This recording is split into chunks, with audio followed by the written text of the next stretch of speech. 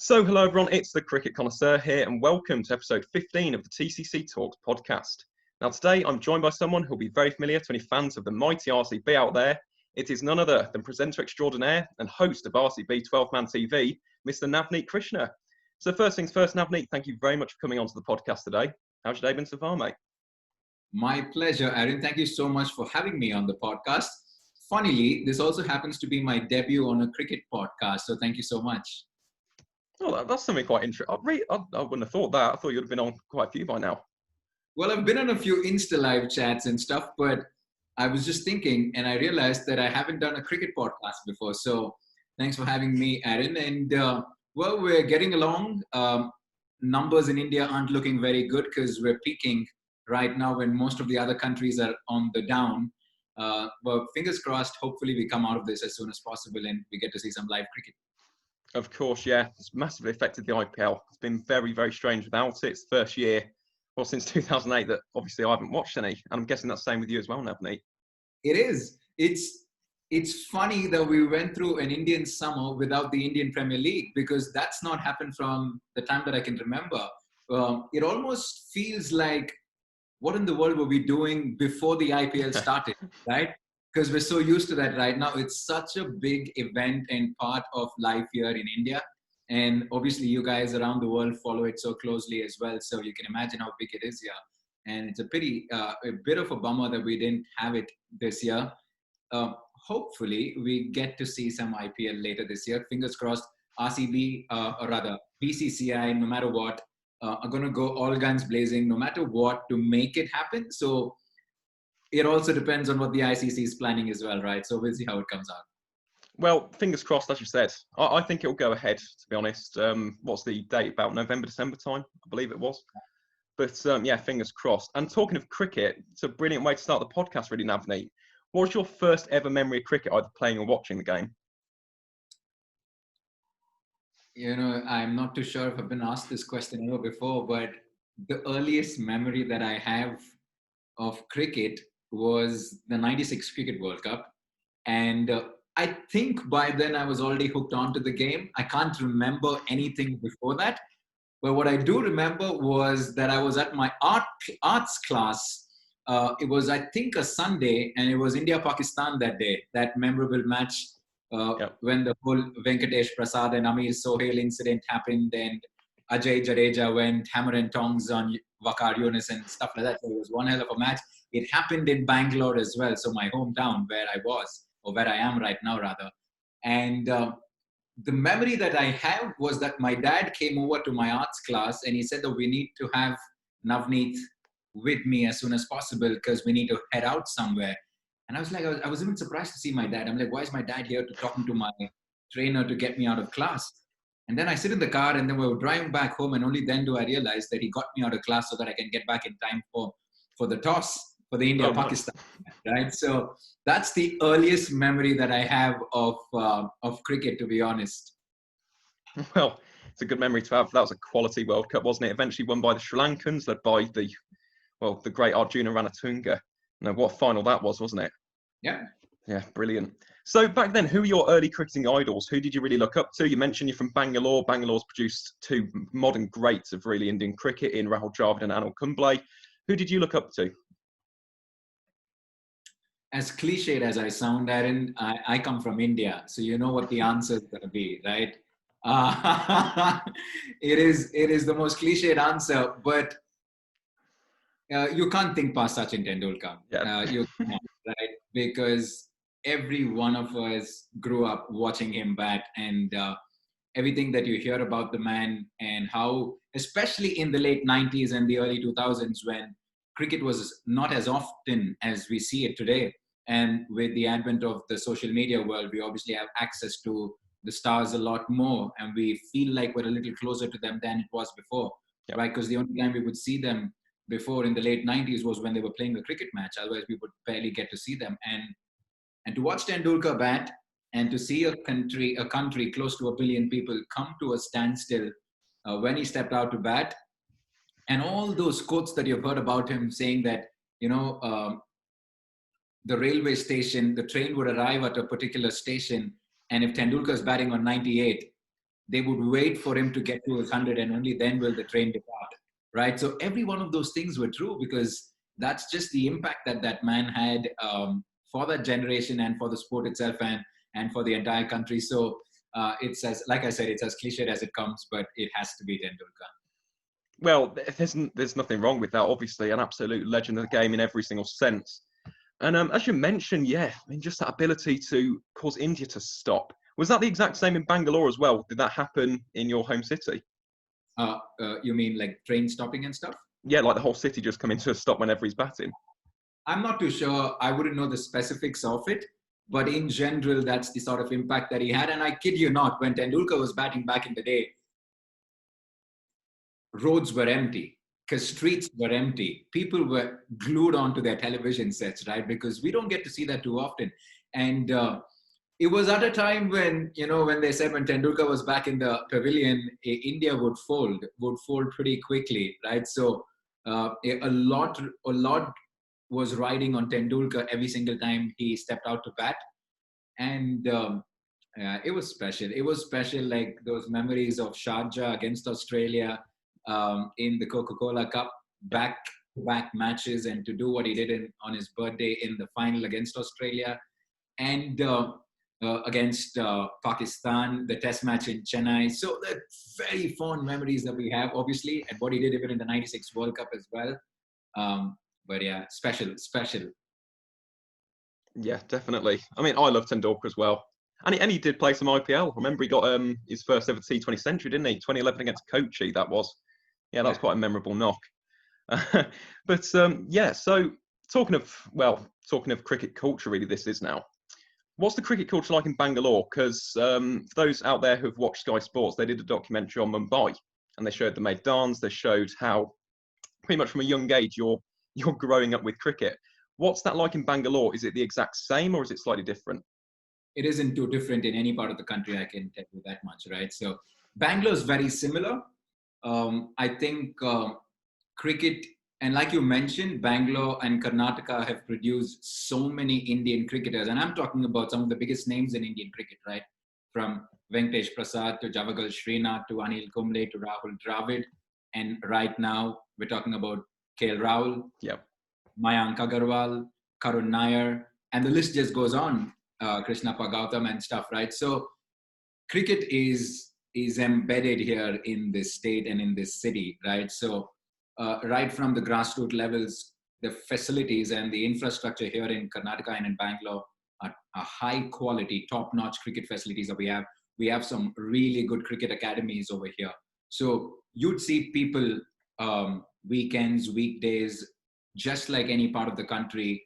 Most of the grounds around the city would be packed, people playing cricket. And that's the unorganized side of it. And even the organized side of it, where we're talking about cricket academies and coaching camps and league cricket and,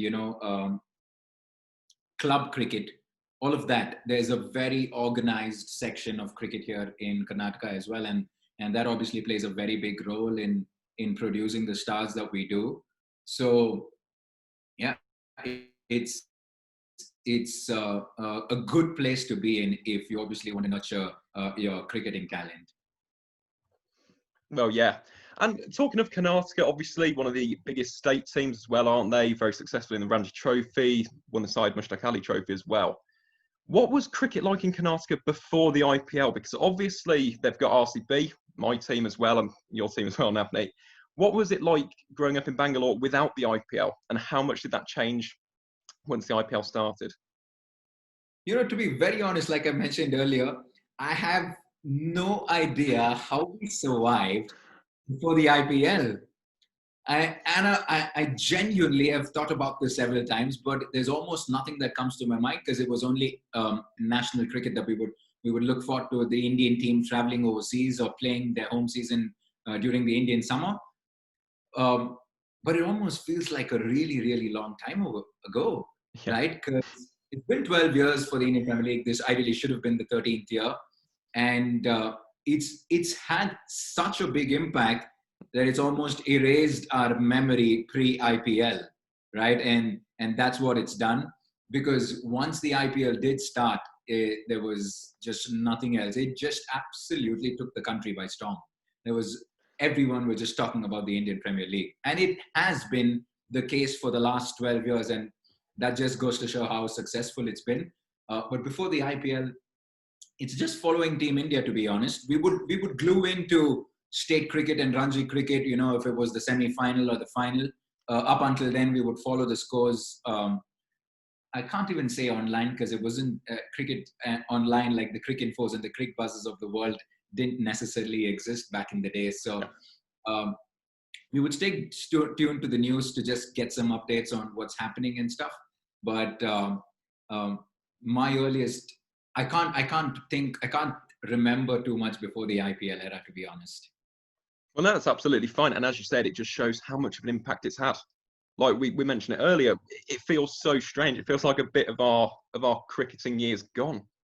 Yeah, it's horrible. And I say that as an international fan as well. The IPL was my first ever experience of watching cricket. So I found the IPL basically on a very old laptop. Well, it wasn't a laptop. We had like a PC. For those who don't know what PC are, you plug them into the wall. They're not on your lap. But yeah, just found it on there. And as you said, just instantly hooked. I don't know how I was hooked to RCB though, because we lost the game. It was the KKR one, the Brendan McCullum 158, and then we got bowled out for 82, didn't we? But yeah, it was just the noise, the vibrance, the sixes, the wickets, the celebrations. It was just something really unique about the IPL that kind of hooked me. And well, pretty similarly to that, really, Navneeth. What was your first ever memory of the IPL? Was it that KKR game, or did you come along slightly earlier? It was the KKR game. I was in the stadium here at the Chinna Swamy in Bangalore, and an absolute nightmare, I can tell you, because RCB got the thrashing of their life, a night that we'd like to forget. But before that, Vijay Mallya, being Vijay Mallya, had the most extravagant opening ceremony that you can imagine on a cricket field. It was insane. And I kid you not, we did several opening ceremonies for the seasons that happened right after, but none of them matched what we saw in 2008. It was quite a spectacle, right? So that was brilliant. I have very good memories of what we were witnessing at the Chinna Swamy when we're sitting there with these laser lights and the dancers and all of India's superstars there, with the Bollywood industry there, the bigwigs of the country. Everyone tuned in for this one mega event that shook the world and shook the world of cricket at least, and definitely took India by storm. And right after that, well, it was McCullum all the way. And I wouldn't say that was RCB's best team as well, to be honest. For a T20 format, I'm not too sure though if that was our best team. It was a dreadful season as well. But yeah, that's the earliest memory that I have of the IPL. And I was actually looking forward to the 100 this year. It's a pity that isn't going to happen. But as far as the IPL is concerned, yeah, that was my earliest memory. Well, wow. So you've been there right from the start. That is dedication, to say the least. And that's incredible. I mean, I shared 12 years of your life watching that. Yeah, just incredible to see how it's grown since then as well. It's massive. It's absolutely massive. It's the benchmark for all T20 cricket now. And it's just a testament to really what these franchises have done for cricket. But yeah, talking of RCB, the Royal Challengers Bangalore, Navneeth, you work with them now. You host 12-Man TV. How did you, first of all, get into the world of cricket media? What made you enter that field? Well, it's funny you ask me that. I spent 10 years at Google, like you mentioned.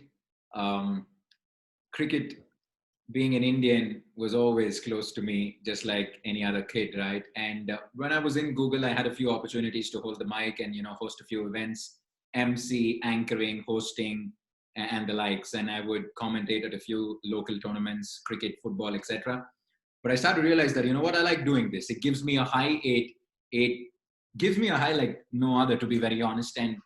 And that's when I realized that I think I want to marry the two. And in that video that I put up recently, that's what I mentioned as well, where my love for talking and my love for cricket. And I started to realize that I want to be a cricket broadcaster. And that started off this little dream of mine. And we contemplated, and I say we, my wife and I, who's currently a Googler. So yeah, she's been in Google for 12 years. I was there for almost 10 years. And so we contemplated and we're like, you know what, let's give this a shot. You know what you want to do. Let's go ahead and make this happen. So she pushed me to take that big call. And well, it's probably the toughest decision that we've taken was for me to quit Google, because Google being Google, well, there are not many reasons as to why you would want to leave a company like that, because they are just absolutely fabulous. And so I did. I started off with nothing on my plate, no experience, no contacts. I said, okay, come on, we're going to make this happen. And that's essentially what started it off. And I started it off with a YouTube channel, Instagram having a video limit of 59 seconds. Yeah. It was about time for the IPL to start, and this was 2018. And I said, you know what? How about me making videos of 59 seconds of every IPL match? And I would sum this up in less than a minute. So, IPL is the shortest format, but people even now don't have time for 45 to 50 days to watch every single game for 3.5 hours. So how about me summarizing this? And if they see it on their Insta feed, when they get to bed in the night, they'll have a quick update on what happened in that game that evening, right? A nice little visual experience rather than reading an article. Yep. And so that started off. I called it Quick Single because it was a single minute and I wanted to give a quick update. So the little cricket reference there. I didn't do it for the views. I didn't do it for anything at all. It was quite literally to do it for some sort of a portfolio for myself, because I didn't have anything at the time. And I also, I think it gave me good practice in front of the camera. It was something that I realized that I like to do, but I had to be good at it as well. So it started to give me practice in front of the camera. So I did that. And that started off this little journey of mine. And that led to me doing a school tournament and then the Karnataka Premier League. And I got the big break. I've always fancied commentating, I'll be honest. Presenting and commentating, they both are fantastic roles and, niche coveted roles in the world of sports. Yeah. So I absolutely love doing both of them, and you can imagine. And so I got my first big break in Nepal as a commentator in the Everest Premier League, which is their version of the IPL. And Farwaiz Maharouf, the Sri Lankan cricketer, Andrew Leonard from Ireland, and Frances Mackay from New Zealand. She was part of it as well. So we were part of a four-member commentary panel. And it was almost like a dream come true, to be honest, to be in the commentary box. 20,000, absolutely cricket frenzy nation that Nepal is. There were 20,000 fans there. And I kid you not, it was one amazing experience for me. I didn't know I would live that moment, but I did get to. And so that started off this little journey of mine. Well, that's incredible. That really is an incredible little story. And well, let's see how you've grown from there, isn't it? Really, you've gone to RCB 12-man TV. You went and did some for the Women's T20 World Cup as well, didn't you, in Perth? Yeah, I was with the ICC in South Africa for the Under-19 Cricket World Cup, and then went to Perth for the Women's World Cup. Been lucky. Yeah. Yeah, very well. Well, very. But what's been the highlight of your career so far? Is it the RCB work or is it those ICC tournaments? What's been the highest moment for you? Well, that's a tough one to...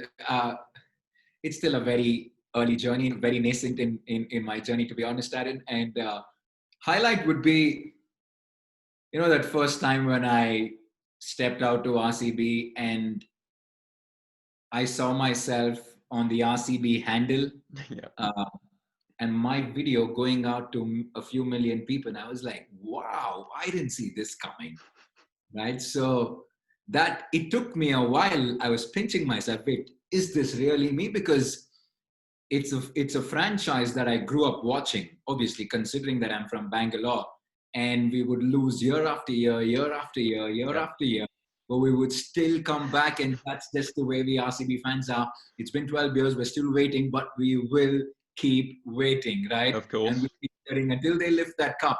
So it's a franchise that we absolutely, absolutely love. And it's something that I enjoy doing, creating digital content.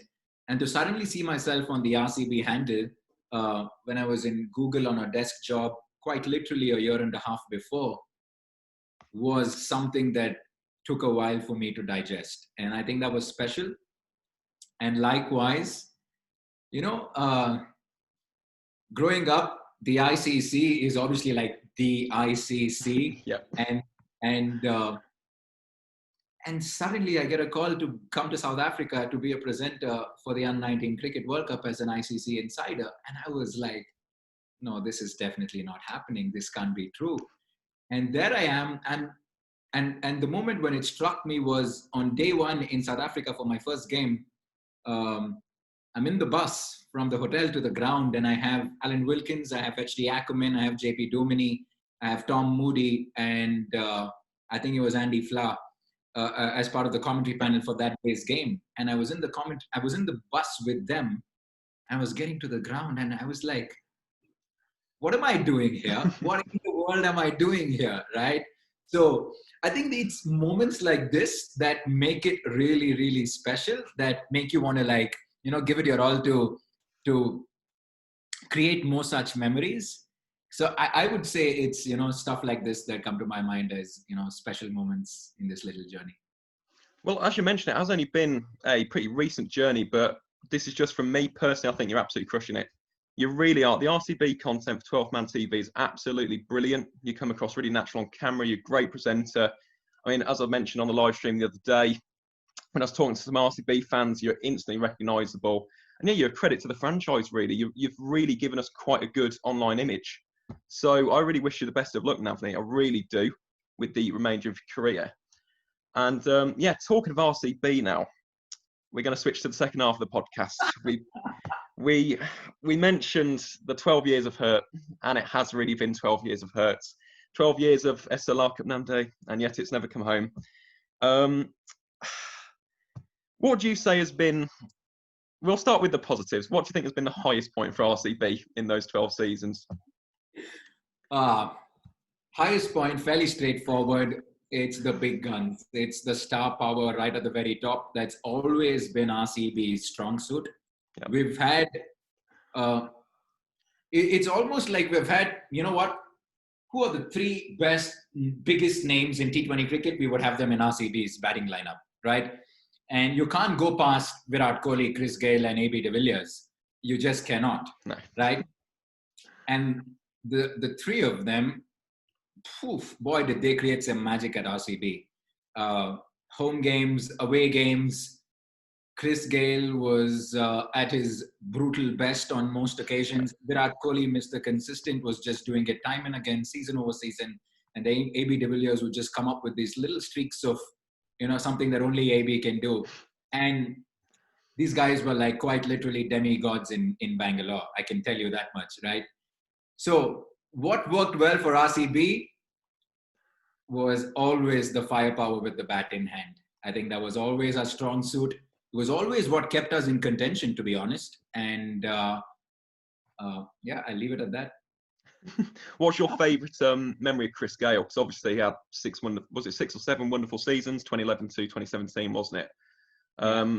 What's your favourite Chris Gayle? I mean, obviously there's one which I think everyone would talk about, but what's your favourite moment of the Gayle storm?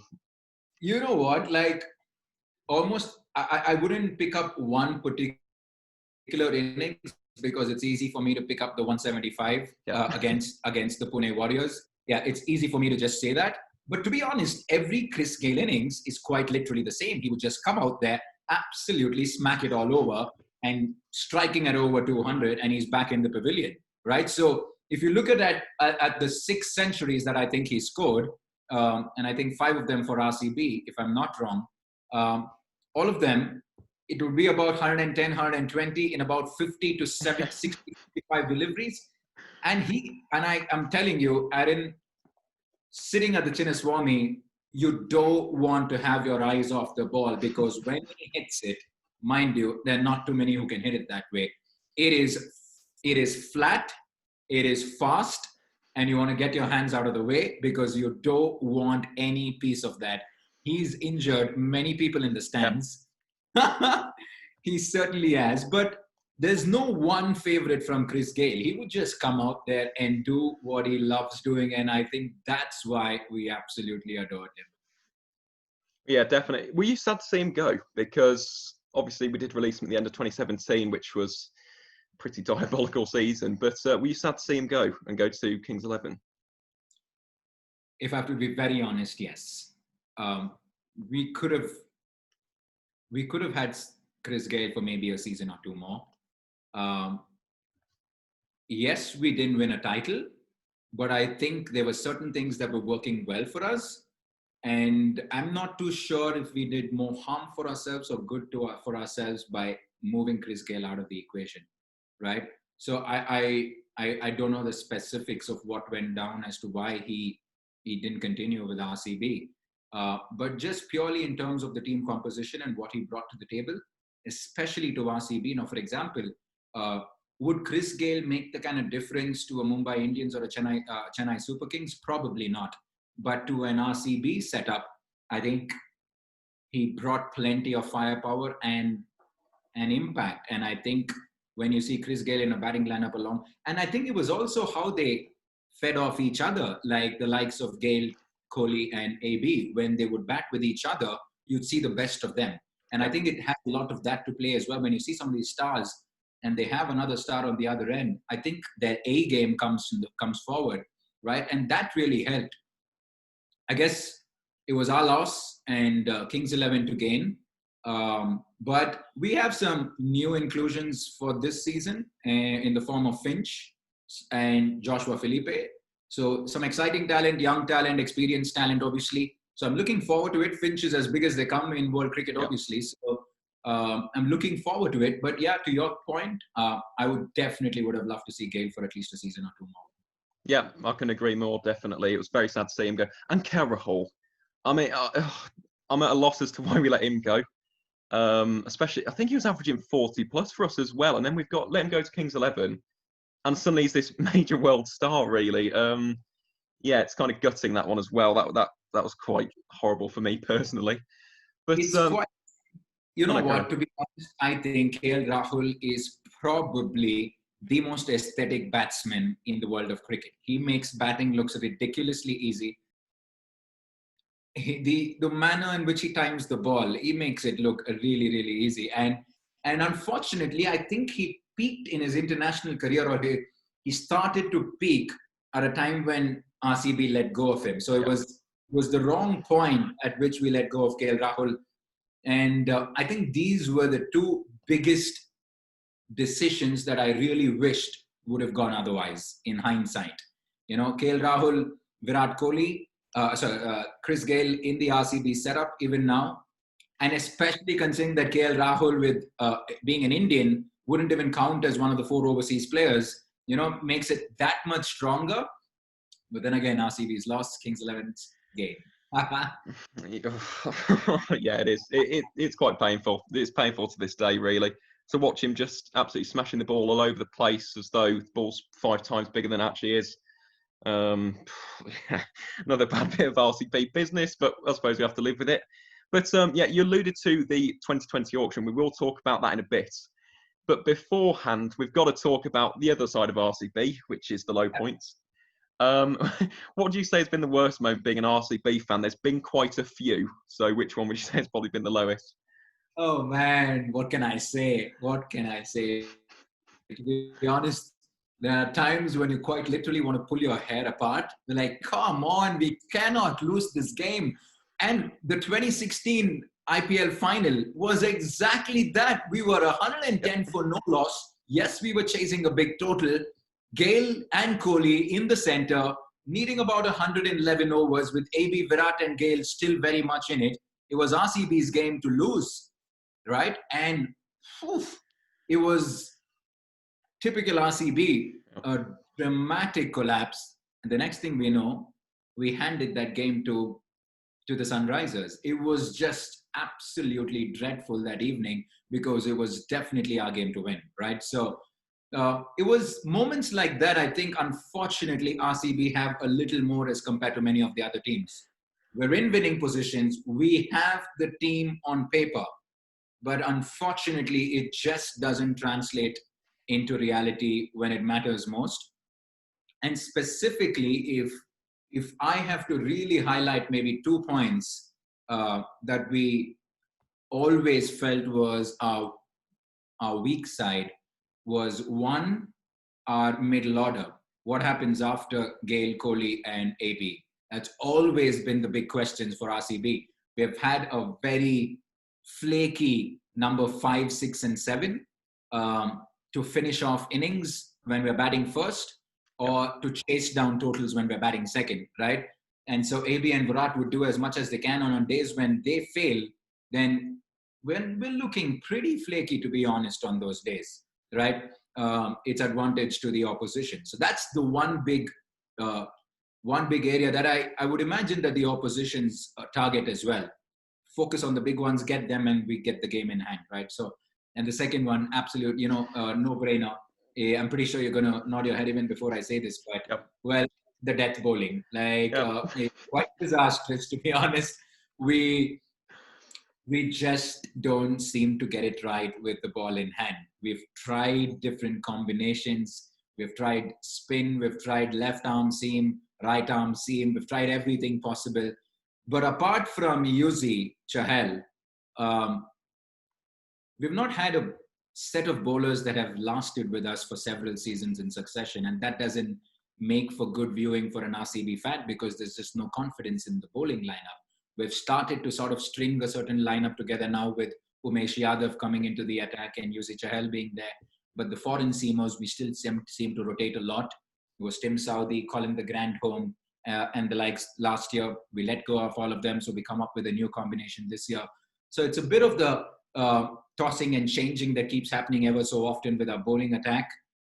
That's cost us many a games, I feel, in my opinion. I just think a little more trust and consistency in terms of the combinations that we go with the ball in hand will, in the long run, I think, keep us in good stead. Yeah, definitely. Chahal, I'd probably call him an RCB legend. I think he's the only one to have 100 wickets for us, isn't he? And obviously Yadav, I mean, especially at the top of the innings, in the first 6 overs, he's an absolute weapon. I remember the Kings 11 Punjab game, 2018, absolutely tore through them, didn't he? So he's an absolute asset to have. But with regards to that middle order point and the 2016 final, I can honestly say that's been the toughest for me. That's the only time I think I've actually been crushed by a cricket match ever. I'm not even joking. Genuinely, for a week or two after that, I genuinely thought all season this is going to be our year. We'd got Kohli scoring 973 runs, which is, stratospheric, isn't it, really? We had Gayle, de Villiers in good form. The bowlers had started to get it together towards the end of the tournament as well. And then we even had the final at home at the Chinna Swamy. And it all just fell apart in such horrible, horrible fashion. It was set. It was a home game. It was an IPL final. Never been done before. Gayle and Kohli get RCB onto a 100-run stand. It was set. We all saw it coming. And we suddenly see someone take it from us in the very last minute. Right? It was tough. It was a bitter pill to swallow.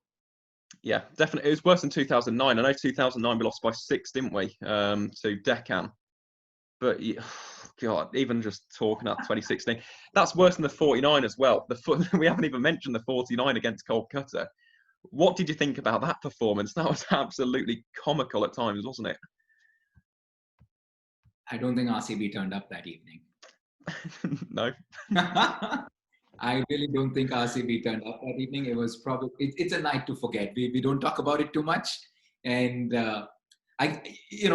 that game is one of those games where everything just went wrong and you let it be. It's a one-off and you wouldn't probably overthink that. That's just the way I look at it. Fair enough. Very professional outlook on it. And yeah, it was a poor season anyway, so it's not as if it really cost us in the long run.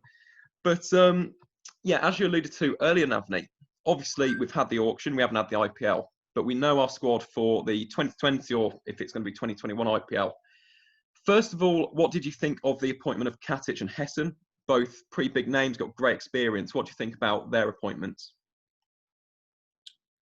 From the little that I've heard about Simon, especially Mike, especially, I think a great addition to RCB.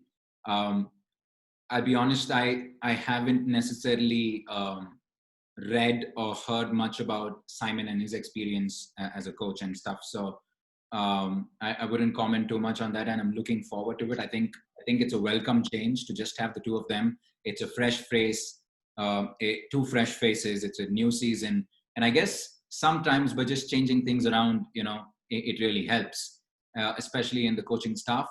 By being with the RCB team last year, I was lucky enough to spend some time with Ashish Nehra and Gary Kirsten and the rest of the coaching staff, Vikram Solanki, Kabir Ali and stuff. Great, obviously, like these guys are some of the legends of the game. Gary Kirsten's got India a cricket World Cup, right? And he's taken South Africa to heights as well. So, I can't comment on whether these guys are better than the other. I probably am in no position to even comment on that. I think only time will tell. But from what I've heard about Mike, for example, is very, very positive, and everyone in the cricketing world have so many good things to say about Mike. So I'm really looking forward to it. And the one thing that really did stand out about Mike was right from the get-go, he was in it. Like, he was following RCB so closely, was following Indian cricket, domestic circuit, and the national team so closely. If you followed his Instagram and his Twitter, he would closely follow the performances of Yuzi Chahal, Washington Sundar, Shivam Dube, Virat Kohli, Umesh Yadav, all the RCB stars.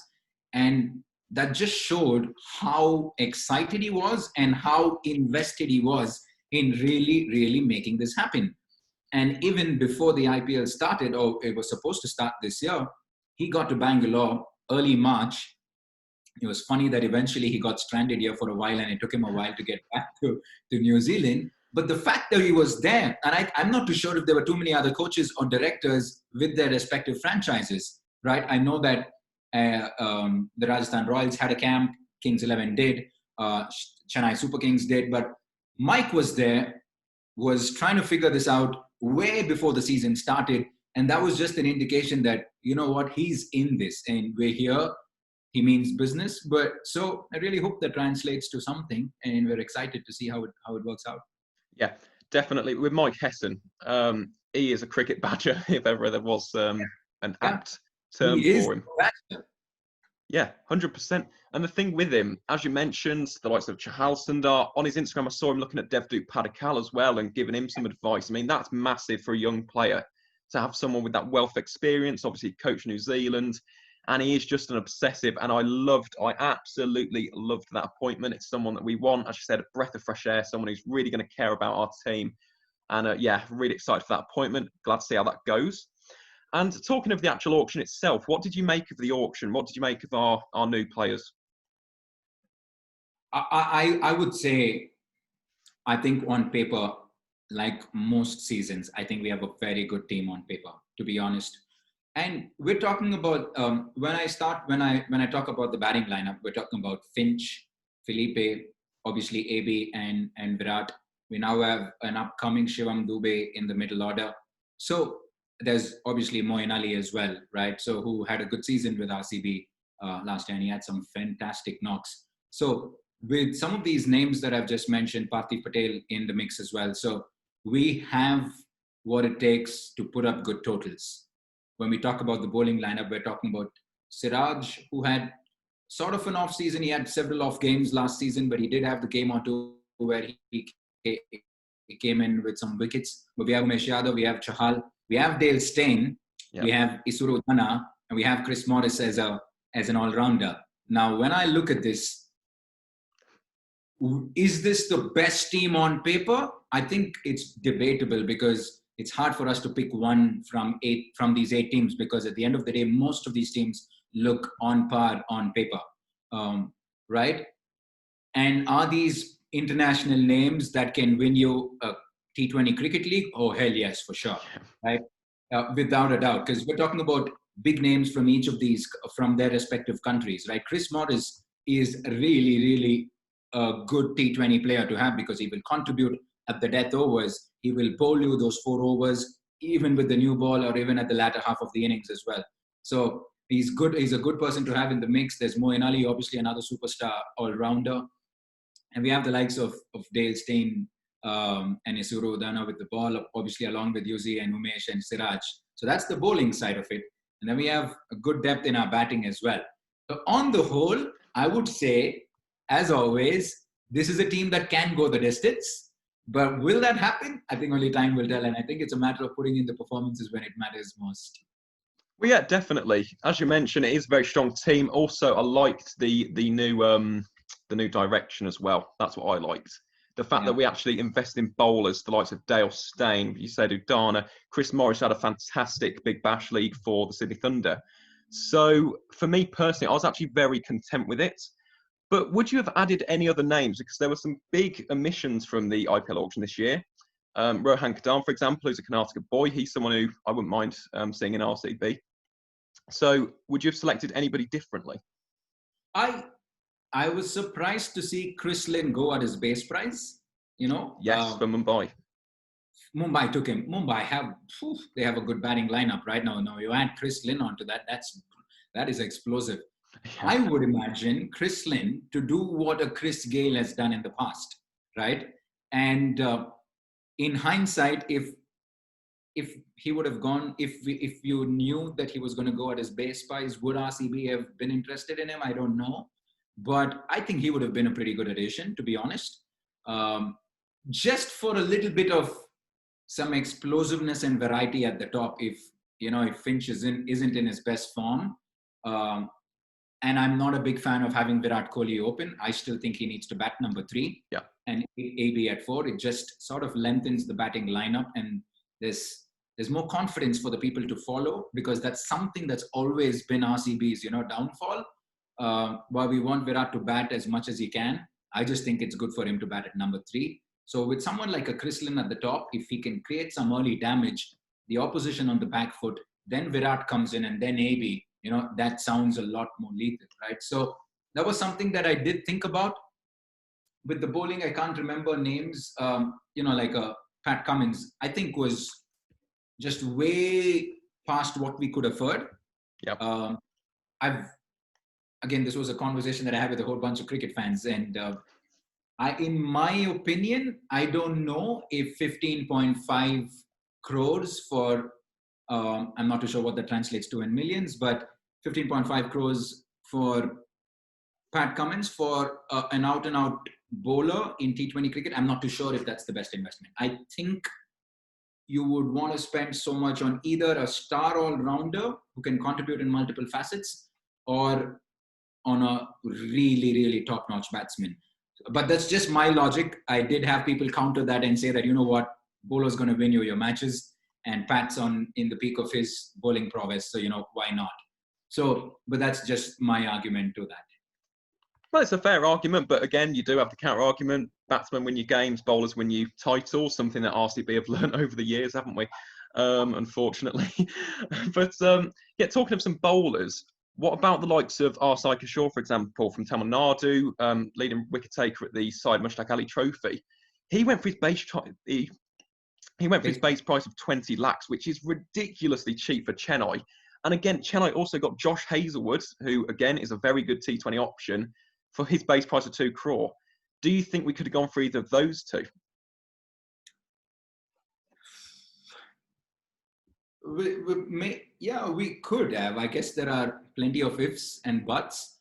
And this is what it comes down to. It comes down to what Mike and Simon and the rest of the management were planning, right? Because from some of the videos, I'm pretty sure you would have seen them. RCB released a bunch of videos after the auction, and that they played out a mock auction where they wanted Finch, they wanted Chris Morris, they wanted Isuru Udana, and so they targeted a few players with a certain plan in mind, and they went by that, and luckily they stuck by that strategy, and it worked for them, right? Josh Hazlewood, I think he's just brilliant in that nagging length that he bowls outside off, just there in and thereabouts. It works wonderfully well for Test cricket. I don't know if he's going to be as effective in T20 cricket, or is he a little more predictable? But likes of Kishore, yeah, for sure. Because these guys you don't know what to expect, right? He's going to be the wild card. right? Our secret weapon that we can unleash. And we've had some of them do well in the past, like Mayank Markande for the Mumbai Indians in the past seasons, and or a Mujibur Rahman from Afghanistan for the Sunrisers and stuff like, was it Mujib for Sunrisers? Kings 11. Kings 11, right? So we saw young guns that we haven't necessarily seen much of suddenly come out in bamboozle batsmen, right? And Kishore might just be one of them. So you never know. Well, when I looked at Kishore's stats, the wickets were fantastic. It's more so his economy rate, though, 4.36, I think it was. I mean, we could do without RCB, couldn't we, him and Chahal? I had no clue he had that economy rate in T20 cricket, is it? Yeah, in the Syed Mushtaq Ali Trophy, in fact, I do have the stats here, 17 wickets. It wasn't 4.36, sorry. It's 4.26. It was even better. Yeah, I mean, I just looked at him and I thought 20 lakh for him is ridiculously low. Although in the past, as you mentioned, we have got the uncapped gems like Markande. At the same time, if you overspend, look at Kings 11 with Badu and Chakravarti, for example. It's Russian roulette, really, with those kind of mystery spinners. But what do you make of also the ages of our team? Because let's face it, Dale Steyn is an absolute legend of not only RCB, but cricket in general. The only qualm I had with him was his injuries. What do you think could happen if he gets injured? What would be the contingency plan? You know what? I guess RCB realized that, one last throw of the dice with Dale Steyn. And I think, was it at the time when the Zanzi Super League was on? Or was it already done by the time we had the auction? I can't remember. It already finished. That was in December. It already finished. And maybe that's why, because Dale Steyn had one heck of a Zanzi Super League. He was fast and furious, and many reasons to believe that he still has it in him, right? And we saw that little bit last year. One game, RCB versus CSK. We were in that stadium, and my goodness, first Shane Watson, and then the last ball of the first over to Suresh Raina, an absolute cracker. And that was the best of Dale Steyn, and we saw that in one over, right? So he can come up with those moments of brilliance. We probably have to play him smartly. He may not play 14 matches, obviously, keeping his fitness in mind. Play him for 7 games or 8 games. Rotate him with some of the other seam bowlers that we have. I still think it's a good buy. And he didn't come at too big a price, which is good. So it helped RCB. We didn't have too much money in the kitty. And so I think it's still good to have Dale Steyn because he is the X factor at the end of the day. On a big day against the Mumbai Indians or the Chennai Super Kings, we need to come up with a big performance. You'll throw the ball to Dale Steyn. Well, yeah, definitely. I was going to mention that CSK game. That ball to Suresh Raina. I cannot even count how many times I've watched that since. Absolutely ridiculous. I felt like running out the house and just celebrating that one. That was absolutely just stunning. Drift, in swing, absolutely on the money. First ball to Suresh Raina as well in a massive game, and obviously it ended so dramatically as well. Dhoni smashing Yadav all over the place, and then Parthiv running out. Who did he run out on the last ball? Yeah, it was the last ball. Who did he run out, though? He did what Dhoni did. He did a Dhoni. Yeah. Was it Chahar? Was it Chahar, Deepak Chahar, or Thakur? It was one of those two that he ran out, wasn't it? Oh, he ran out Shardul Thakur. Yeah. But what end to the game that was. The heart rate was through the roof on that one. But almost to kind of wrap up the RCB segment, Navneeth, there is one final question about your career as well. But do you think RCB can win the IPL within the next 2 seasons? Hand on heart, hell yes. Good answer. I'll be honest. It's not just. I think there's so many elements that go into making a very successful franchise, right?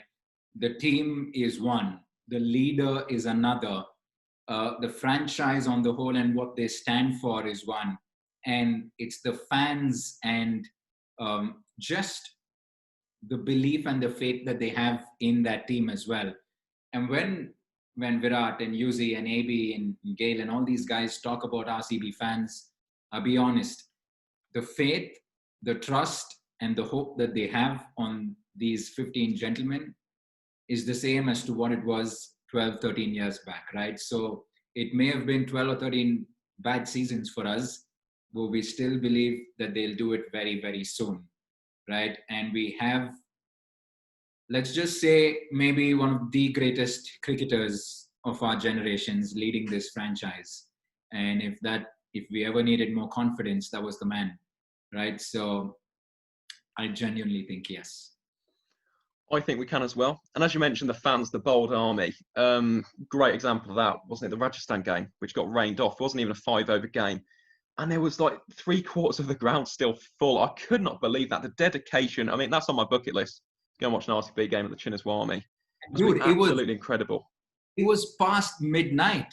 It was already past midnight. We were just waiting, and they just wouldn't leave the stadium. And I was like, wow, this is special. This is really, really special.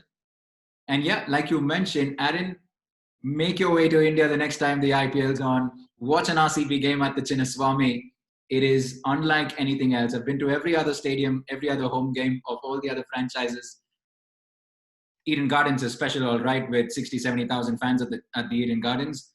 The Wankhede is special. It gets very loud. I don't know if this is a biased answer, but nothing comes close to the Chinna Swamy. When Virat and AB are in the center, they're hitting it big, and there are 40,000 plus fans at the Chinna Swamy. You don't want to be anywhere else. You want to be in the Chinna Swamy. Well, yeah, definitely. Fingers crossed. One day I'll be wearing this exact same shirt. I mean, I don't think you can actually say that. There we go. Yes, 2018 one. Maybe not the best season for us, but I want to get a retro one. You know, like the 2011, 2013 one. Yeah. Beautiful shirt. But yeah, that's pretty much wrapped up the RCB section. And to wrap up this podcast as a whole, really, Navneeth, we're going to ask one final question to you, really. As you mentioned, you're very much not in the infancy, but the developmental stages of your cricket media career. What does the future hold for Mr. Navneeth Krishna? I think there are two things that I want to say. One is there are a few things in my control because of the digital world that we live in, Aaron, just like you and me creating content every day. I think there are certain things that I can create content for. I come up with an idea. The host was just a random thing that I just came up with. And, I started to do a few chats just the way you are, right? And it's no biggie. But I think if I am able to do what I have in my control, I would then be able to create opportunities like the RCB and the ICC. So what is the next RCB or the next IPL or the next ICC? I wouldn't know, to be honest. I would know as much as you know, because it's a tricky industry that we live in.